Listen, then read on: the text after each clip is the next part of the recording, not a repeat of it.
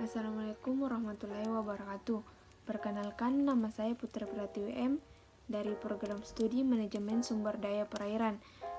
Di sini saya akan menjelaskan sedikit mengenai struktur sel, keberadaan genetik di dalam sel, struktur DNA dan replikasi DNA. Baiklah, untuk mempersingkat waktu, kita langsung saja masuk ke dalam yang pertama, yaitu struktur sel. Sel adalah bagian dasar yang menyusun setiap organ makhluk hidup. Nah, struktur sel ini terdapat bagian-bagiannya, yaitu membran, sitoplasma, dan organel. Membran yaitu yang menutupi atau membungkus sel. Kalau organel yaitu yang merupakan komponen-komponen penyusun sel seperti halnya organ di dalam tubuh. Kalau sitoplasma yaitu berupa cairan yang berada di dalam sel atau berada di bagian luar organel. Terus struktur pariokariotik dan struktur eukariotik itu berbeda. Begitu pula dengan struktur sel tumbuhan dan struktur sel hewan. Struktur tersebut berfungsi sebagai penyimpan gen dan pembelahan sel. Keberadaan materi genetik di dalam sel.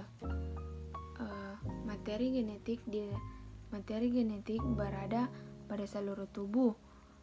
Pada setiap sel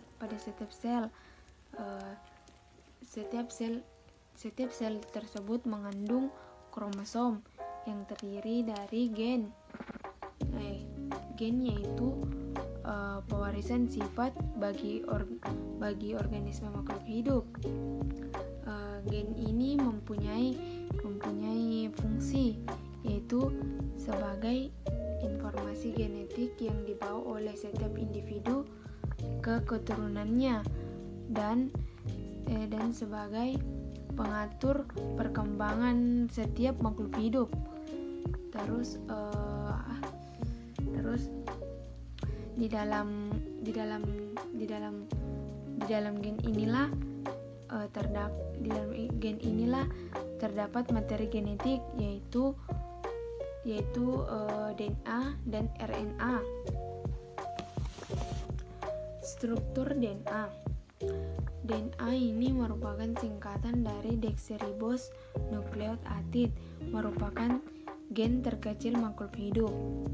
Nah, secara umum itu struktur DNA yang konvensional adalah helix ganda atau biasa disebut dengan double helix. Nah, helix ganda ini tersusun atas basa nitrogen adenin, timin, sitosin, dan guanin, dan merupakan polimeril dan monomer nukleotida. Adenin dan guanin ini termasuk purin, dan sedangkan sitosin dan timin tergolong dalam pirimidin.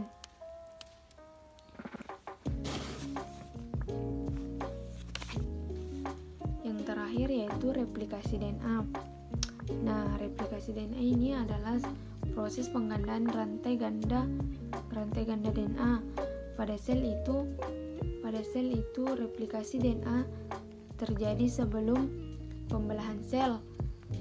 Pada prokariota itu replikasi DNA terjadi secara terus-menerus, sedangkan pada eukariota itu replikasi DNA terjadi secara teratur, seperti pada fase S, siklus sel, mitosis atau meiosis 1,